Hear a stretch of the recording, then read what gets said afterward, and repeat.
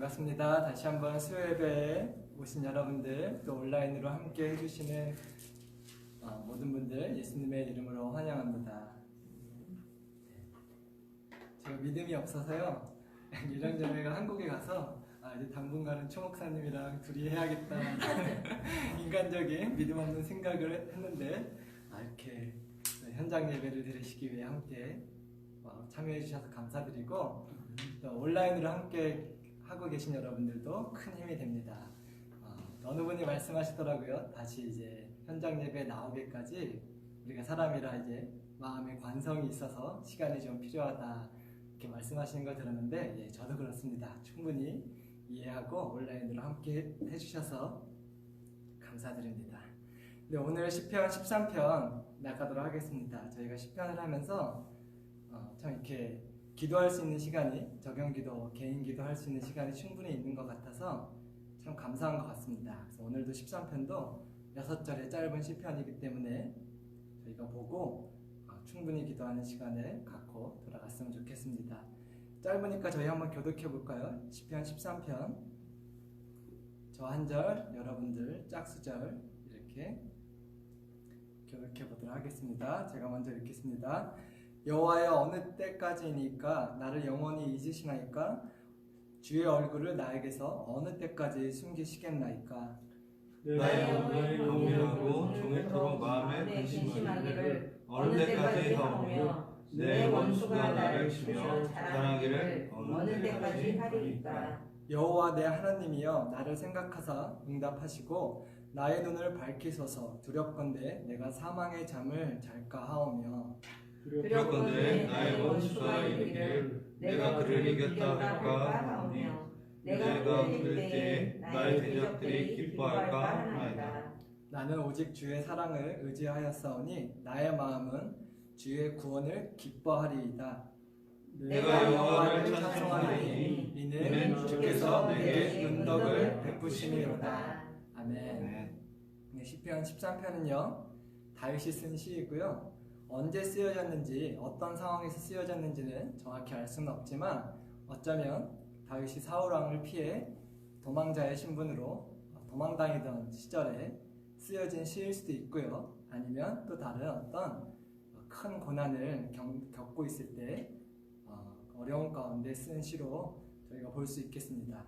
시편의 구조가, 오늘 13편의 구조가 세 부분으로 나눠져 있어요. 2절, 2절, 2절. 1절과 2절은 자신의 마음을 토해내는, 탄식하는 기도이고요, 2절, 3절은 하나님께 간구하는 기도를 합니다. 그리고 기도한 후에 5절, 6절은 하나님께 감사하고 기뻐하고 찬양하는 찬양으로 마무리되고 있습니다. 근데 오늘 시편을 보면 다윗이 간구했던, 문제 해결을 위해 기도했던 것, 상황과 환경은 하나님이 해결해 주셨다는 얘기가 없는데 환경은 그대로인데 다윗이 탄식을 하다가 기뻐하고 이렇게 감사하게 돼요. 어떻게 하면 저희도 똑같은 상황과 환경에서 하나님을 기뻐하고 감사하고 찬양할 수 있는지 다윗의 기도를 통해서 한번 같이 배워봤으면 좋겠습니다. 1절, 2절, 그래서 다윗의 탄식을 제가 다시 읽진 않겠습니다. 방금 읽었기 때문에. 근데 1절, 2절을 눈으로 한번 이렇게 다시 보시면요, 반복되는 단어가 있습니다. 5초의 시간을 드리겠습니다. 가장 많이 반복되는 단어를 찾으셨나요? 네, 어느 때까지니까. 도대체 내가 어느 때까지 기다려야 되냐고 다윗이 마치 어린아이와 같이 하나님께 어떤 표현을 써야 신뢰가 안 될까요? 때를 쓰고 있다고 해야 되나요? 저희 아들이 생각났습니다. 어디를 가면요, 초등학생 자녀를 두신 분들이 이해할 거예요. 5분마다 물어봐요. 아빠 얼마나 더 가야 돼요? 얼마나 더 가야 돼요? 제가 그 사이에 GPS를 켜놔요. 아는 길을 가도 하도 물어보기 때문에 GPS를 켜놓고 이제 애들이 볼 수 있게 해놓으면 이제 좀 덜 물어보더라고요. 근데 그렇게 어린아이와 같이 하나님께 도대체 내가 어느 때까지 기다려야 하냐고 솔직하게 마음을 터놓고 있습니다. 자신의 감정에 솔직하고 정직한 기도가 하나님이 기뻐하시는 기도입니다. 하나님 앞에 우리의 상한 마음을 털어놓는 것이 참 중요합니다.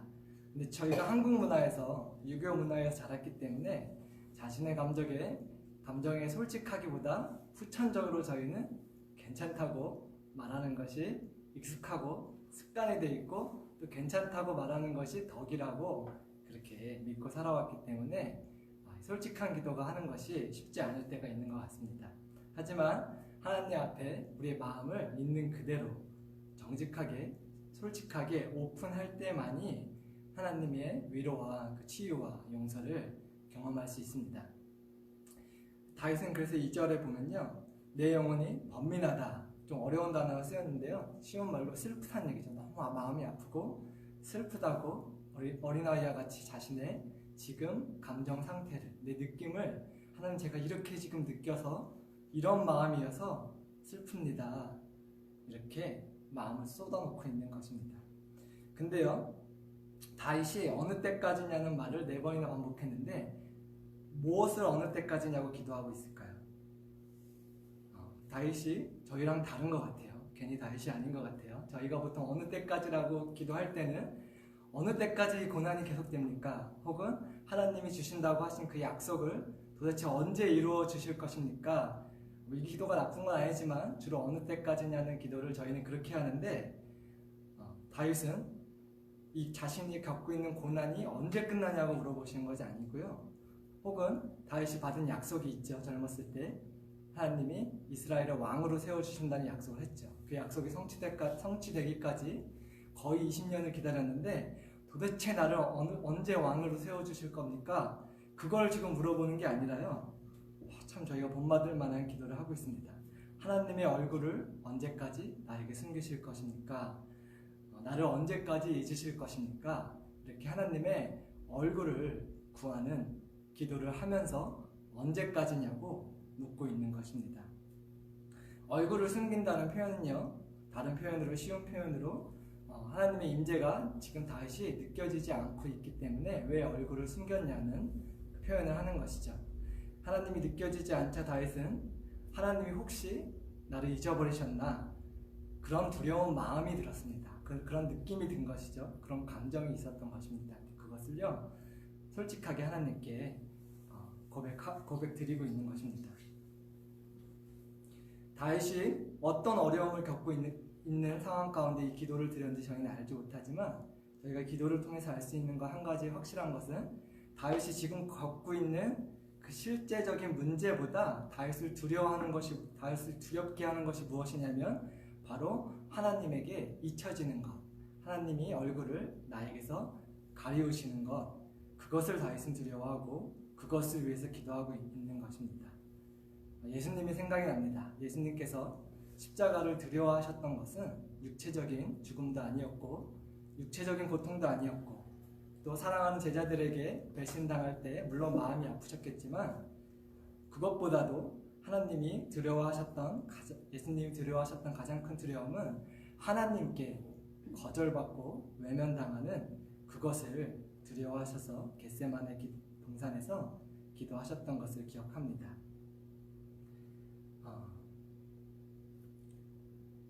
하나님이 얼굴을 가리시는 것을 두려워한다는 그 말은요, 다른 말로 하면 내가 지금 얼마나 큰 어려움을 겪고 있다고 할지라도 하나님이 나와 함께 하시기만 한다면, 내가 나와 함께 하시는 하나님의 임재만 느껴진다면, 하나님이 나와 동행하시기만 한다면 이 어려움과 고난은 내가 능히 이겨낼 수 있다고 말하는 것과 같은 것입니다.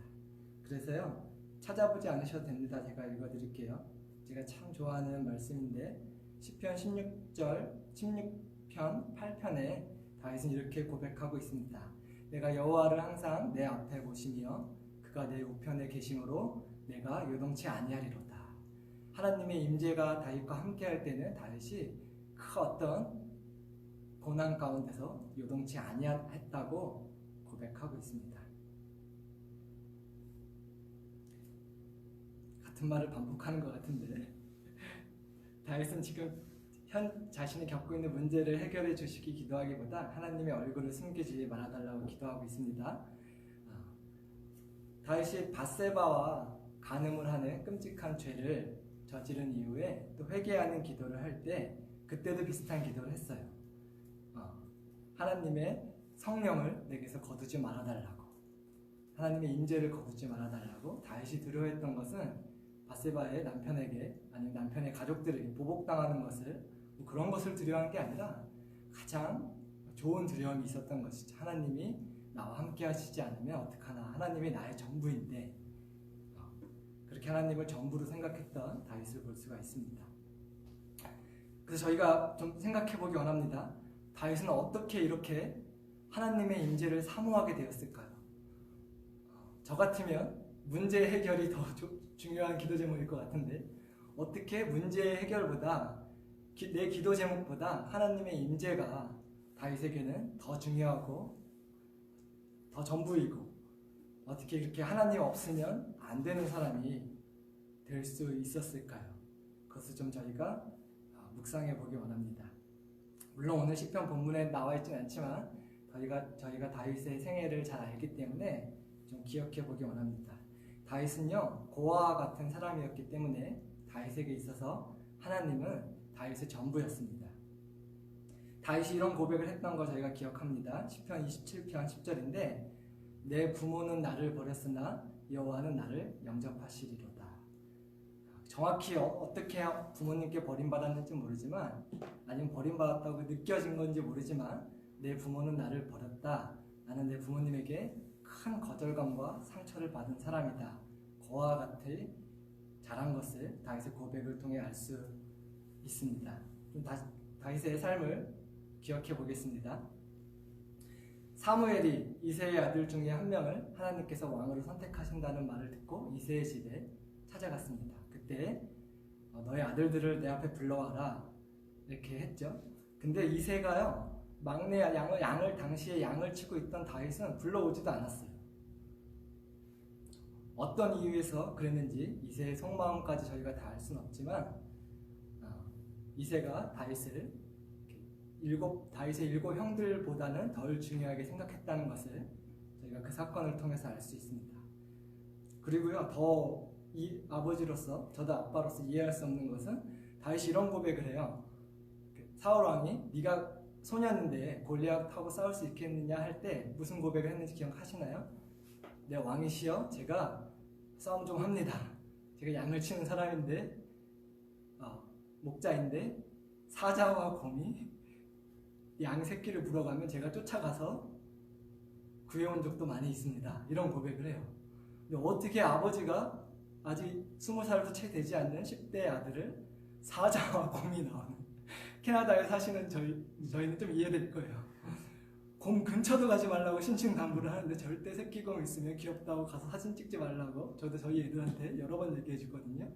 근데 사자와 곰이 나오는 들판에서 막내 아들한테 양을 치라고 했다는 것이, 한 번은 그럴 수 있죠.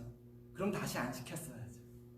근데 얼마나 미워했길래, 물론 저희가 정확한 상황은 알 수 없지만 도대체 얼마나 미워했길래 죽을 수도 있는 곳에 가서 일을 하라고 했는지, 다윗이 내 부모는 나를 버렸다라고 표현하는 것이 과하지는 않은 것 같습니다. 그래서 히브리 문화도 저희 문화랑 비슷하겠죠. 요셉의 경우를 보면 막내 아들이었기 때문에 이삭의 특별한 더 사랑을 받았죠. 형제들이 질투할 정도로. 그리고 요셉을 잃어버린 후에 막내인 베냐민을 또 이삭이 끔찍하게 사랑했던 것을 저희가, 그게 당연한 것인데 아주 요셉과 베냐민과는 반대되는 삶을 살았던 것을 저희가 충분히 유추해 볼 수 있습니다. 그리고요, 또 부모님께만 사랑받지 못한 것이 아니라 블레셋과 전쟁 중에 다윗이 도시락을 배달 갔던 사건을 기억하시나요? 도시락을 배달 갔는데 보통 정상적인 가정이면 막내 아들이 그 무거운 도시락을 배달 왔으면, 야, 위험한데 여기까지 도시락을 갖다 주고 고맙다 이래야 당연한데, 혹시 형들의 반응을 기억하시나요? 이 교만한 놈아, 뭐 하려고 여기 왔냐? 고마워하긴커녕 교만하다고, 너 무슨 꿍꿍이가 있어서 여기 왔냐고 형들이 다윗을 나무라는, 오히려 책망하는 참 이해하기 힘든 사건에 성경에 기록되어 있습니다.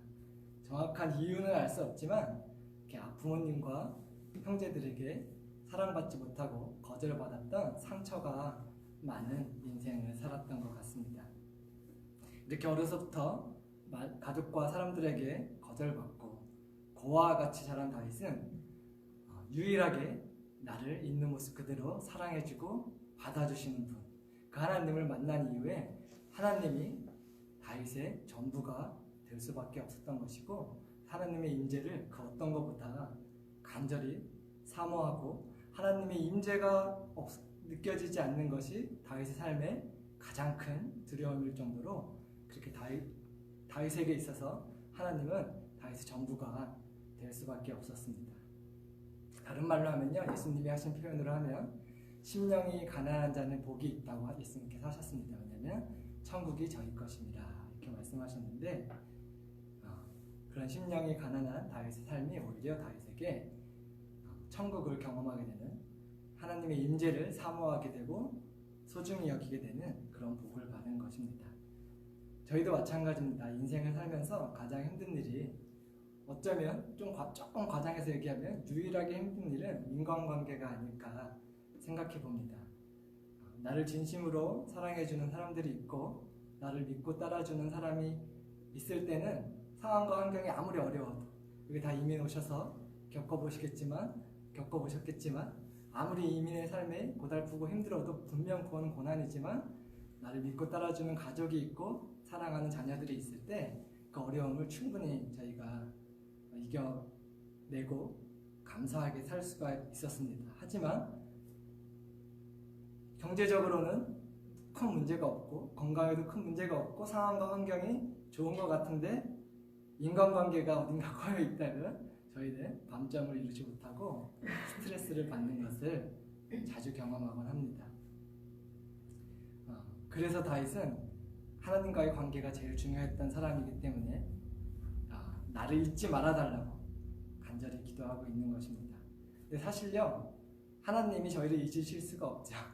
이사야서에 보면 내가 너를 잊을 수 없다는 것을 얼마나 하나님이 격하게 표현하셨냐면, 젖먹이는 부모 어미가 그 젖먹이를 잊는 것을 보았느냐, 근데 그들은 혹시 잊을지라도 나는 절대로 젖먹이는 어미가 그 아기를 잊지 않는 것보다 훨씬 더 나는 너희를 잊지 않을 것이다, 이렇게 말씀하셨습니다. 다만 다윗이 그렇게 기도한 것은 우리가 하나님이 우리를 잊으신 것처럼 느껴지기 때문에, 다윗도 하나님이 자신을 잊으신 것처럼 느껴지기 때문에 그 감정을 솔직하게 말씀드리는 기도를 하고 있는 것입니다. 하나님의 얼굴을 숨기지 말아달라고 부르짖은 것이죠.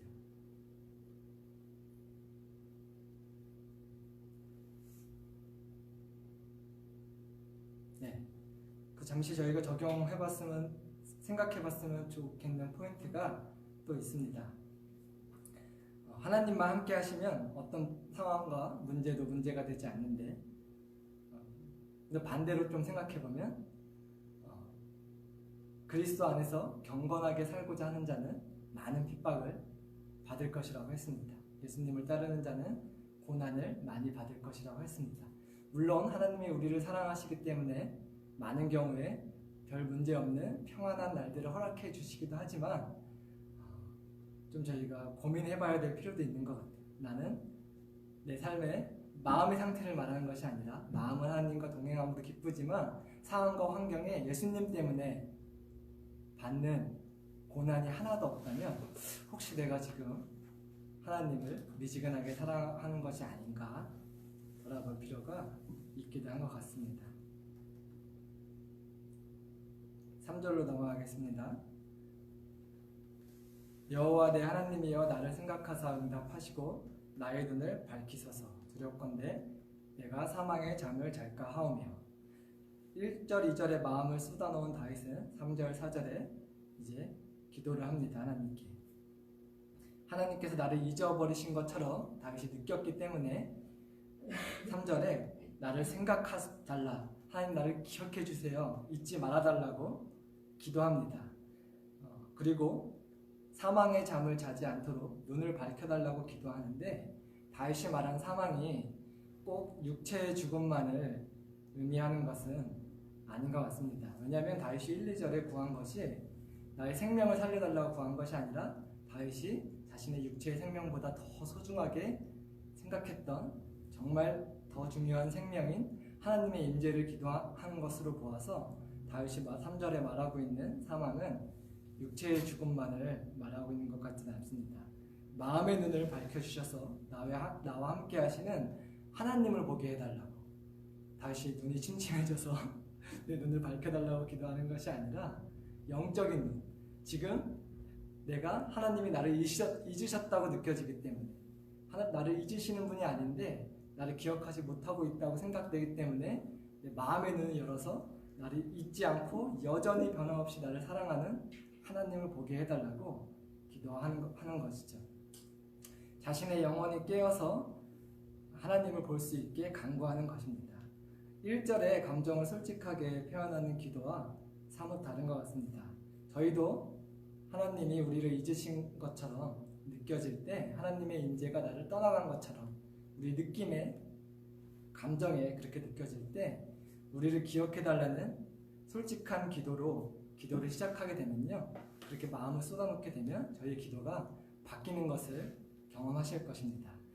기도하는 와중에 하나님이 나를 잊으실 리가 없지, 말씀에 내가 너희를 절대로 떠나지 않는다고 하셨으니까 내가 그렇게 느껴지는 것뿐이지 하나님이 나를 떠나실 수가 없지 하고 기도하는 와중에 기억하게 되면서 저희 기도가 변하게 되는 것이죠. 그래서 다윗도 기도하면서 내 마음의 눈을 밝히셔서 내 영혼을 깨워주셔서 나와 변함없이 여전히 동행하고 계신, 여전히 나와 함께 하시는, 여전히 나를 기억하시는, 여전히 나를 돌보시는 하나님을 보게 해달라고 3절에 기도하는 것입니다. 4절에 두렵건대 나의 원수가 이르기를 내가 그를 이겼다 할까 하오며 내가 흔들릴 때에 나의 대적들이 기뻐할까 하나이다. 다윗은 자신의 원수들이 자신을 이기고 기뻐할까 봐 그것도 두렵다고 하나님께 기도하고 있습니다. 그리고 좀 이렇게 표현해 볼 수 있을 것 같아요. 저희는요, 좀 영적인 승부욕이 필요한 것 같습니다. 저희가 설날에 윷놀이 할 때만 승부욕이 필요합니다. 청년들이 깜짝 놀랐대요. 어르신들이 참 인자해 보였는데 윷놀이 할 때는 깜짝 놀랐어요. 농담입니다. 네, 그런 일은 진짜 있었습니다. 저희가요, 이렇게 운동 경기 할 때만, 또 이렇게 교회에서 게임할 때만 승부욕이 필요한 것이 아니라 더 중요한 승부욕이 있다면 원수에게, 우리를 괴롭히는 사단에게 지기 싫어하는 거룩한 승부욕을 가지시는 여러분들이 되기 축원합니다. 우리의 원수가 하는 일이 우리를 두렵게 하고 낙심하게 하고 하나님이 나를 잊으신 것처럼 그렇게 느끼게 만들고 슬프게 만들고 외롭게 만들고 우울하게 만드는 것이 원수가 하는 일입니다. 그럼 그 원수의 공격이 느껴질 때 거기에 진다면 한번 상상해 보세요. 이렇게 우리가 낙심했을 때 그것을 보고 좋아하는 원수를 상상하면, 물론 가장 우리의 중요한 원동력은, 마음의 동기는 하나님이 되어야겠지만 때로는 사단이 기뻐하는 것을 내가 꼴보기 싫어서라도 힘내서 기뻐해야겠다, 감사해야겠다, 하나님 나의 원수가 나로 낙심하게 하는 것을 성공에 했다고 기뻐하지 못하게 하십시오 하는 기도도 저희가 배워볼 만한 기도인 것 같습니다. 그렇게 원수에게 지기 싫어하는 마음을 갖고 기도했으면 좋겠습니다. 그래서 1절, 2절에 상한 마음을 하나님 앞에 솔직하게, 정직하게 있는 그새로 쏟아놓는 기도를 하고, 3절, 4절에 내 영혼의 눈을 밝혀달라고, 또 원수로 기뻐하지 못하게 해달라고 기도한 결과로 5절, 6절의 다윗의 기도는 감사와 찬양으로 바뀌게 됩니다. 하나님이, 다윗의 마음이 회복되어서 하나님이 어떤 분이신지 기억하게 되어서 아마도 느껴지지 않았던 하나님의 임재가 다시금 느껴짐으로, 믿어짐으로 하나님을 기뻐하기로 결단하고 감사하고 찬양함으로 시편을 마무리하고 있습니다. 5절 보겠습니다. 마지막 파트. 나는 오직 주의 사랑을 의지하여 싸우니 나의 마음은 주의 구원을 기뻐하리이다. 다윗이 의지한 것은요, 너무 다행히 부모의 사랑도 아니었고 자기를 버린 것 같은 부모의 사랑도 아니었고 자기를 시기하고 미워하는 이유는 잘 모르지만 형제들의 사랑도 아니었고 또 자기를 죽이려고 쫓아다니는 장인어른의 사랑은 더더욱 아니었고 바로 하나님의 사랑이었습니다. 사람의 사랑을 의지하면 저희 사람은 다 부족하기 때문에 언젠가 상처받게 되고 거절감을 느낄 수밖에 없습니다. 하지만 유일하게 온전한 사랑이신 하나님의 사랑을 의지할 때 저희는 안전하고 하나님의 구원을 믿고 다윗처럼 기뻐하고 감사할 수 있습니다. 그게 다윗의 비결인 것 같습니다. 다윗이 10여 년, 거의 20년을 자기를 죽이려고 쫓아다니는 장인인 사울 왕을 피해 쫓겨다니는 그 끔찍한 환난 가운데서도 기뻐할 수 있었던 이유는 바로 변함없는 다윗을 실망시키지 않는 유일한 온전한 완전한 하나님의 사랑을 의지했기 때문입니다. 또 그래서 또 다윗이 아직은 멀었지만 하나님이 반드시 하나님의 때에 나로 이 고난에서 구해 주실 것도 믿고 감사할 수 있었던 것입니다. 저희가 문제라고 말하는 것들이요, 다윗의 시편을 통해서 보면 사실 문제가 아닙니다. 유일한 문제는 저희가 하나님의 사랑을 잊은 것이죠. 하나님의 임재를 잊은 것이 저희의 유일한 문제라고 할 수 있겠습니다. 잠시 까마득하실 수도 있지만 예수님을 처음 만난 그 첫사랑을 잠시만 떠올려 보시기 바랍니다.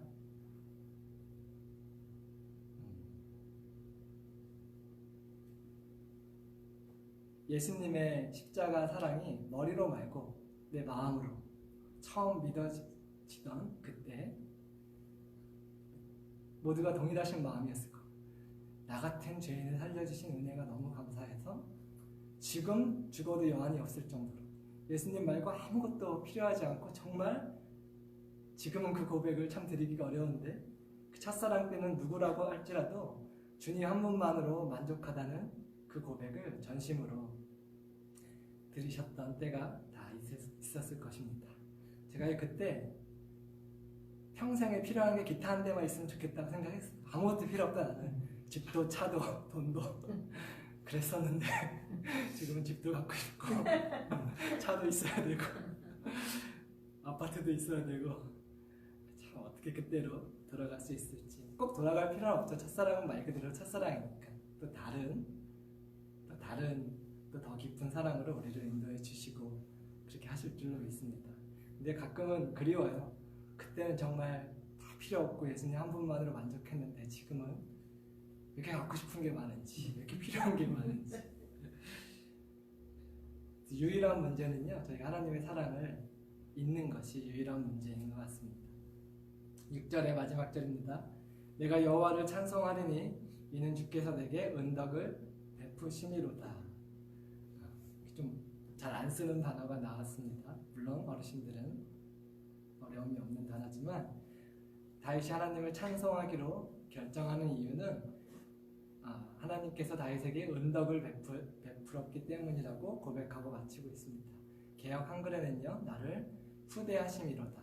나를 후하게 대접하셨기 때문에 내가 받을 자격이 없는 사랑을 하나님께서 항상 나에게 후하게 선하게 베풀어 주셨기 때문에 내가 지금 내 상황과 환경은 전혀 해결되지 않고 있지만 어떠한 상황과 환경에서도 나는 하나님께 감사하고 찬양할 수밖에 없다.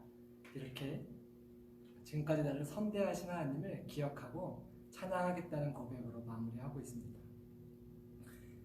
잠시 아까 기억해봤지만 다윗은 부모에게조차 사랑받지 못하고 버림받은 거절감 속에 살았는데 그런 천한 자기를 돌아보신 하나님을 어느 정도로 사랑해 주셨냐면 하나님이 그런 천한 아버지가 껴주지도 않는 그런 보잘것없는 막내 아들을 이스라엘의 왕으로 삼아주시겠다는 말도 안 되는 과분한 사랑을 주시고 약속을 주셨죠.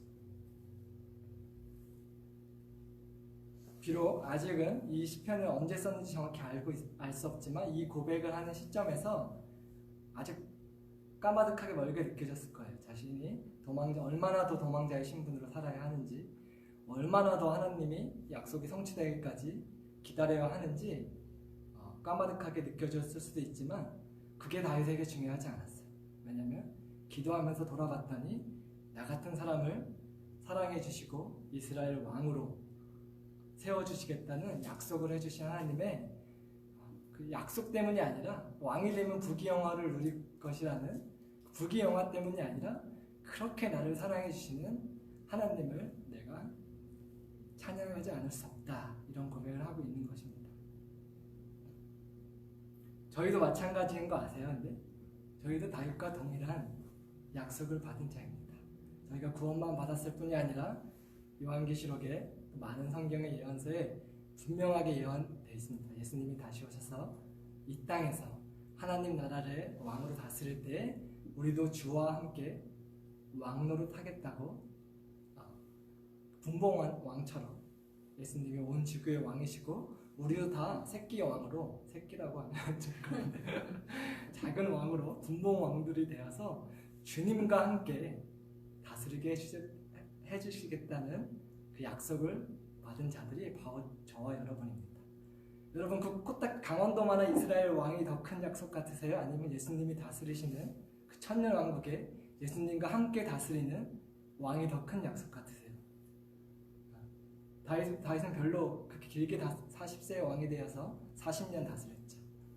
그것만으로 다윗이 이렇게 하나님을 찬양했는데 저희는 천년의 약속을 받은 사람들입니다. 그리고 그 이후에 영원.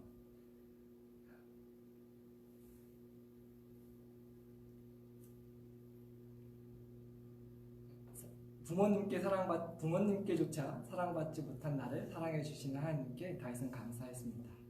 저희는요, 또 많은 경우에 우리 자신에게 사랑받지 못할 때가 참 많은 것 같아요. 내가 보기에도 참 교만하고 이기적이고, 내가 보기에도 우울하고 찌질하고 사랑스럽지 않은 나를 사랑해 주시는 그 하나님의 사랑을 저희가 기도함으로 기억할 때에, 또 그리고 그런 나를 왕같은 제사장으로 삼아주시겠다고 하신 정말 과분한 분에 넘치는 영광스러운 하나님의 약속을 기억할 때 저희도 다윗과 같이 어떤 어려움 가운데서도, 어떠한 상황과 환경 가운데서도 하나님을 찬양할 수밖에 없게 될 줄로 믿습니다.